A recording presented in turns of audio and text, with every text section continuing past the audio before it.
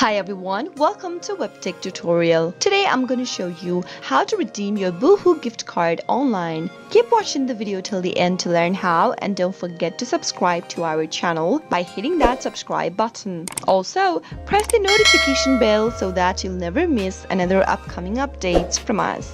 Go and click open a web browser, and in the web address bar that appears at the top, type in www.boohoo.com and press enter on your keyboard. You'll end up in the official website of boohoo.com, which looks like this. Go and click on the human icon located at the upper right hand corner and enter your login information. Enter your email address followed by your password in the text box and click the login button. Once you end up in the main homepage of boohoo.com, in order to redeem your gift card, you can redeem your gift card for Boohoo during checkout process. Once you found the product that you'd like to purchase, give it a click and click on add to cart. Soon after you do that, click open your shopping bag at the upper right hand corner and click checkout. Now here in the checkout page, go ahead and provide your shipping information, your billing information, and while choosing a payment method, choose gift card option instead of other payment methods. Click on add gift card right next to gift card and enter your gift card number available at the back of your Boohoo gift card. Finally, enter the PIN code on the next field and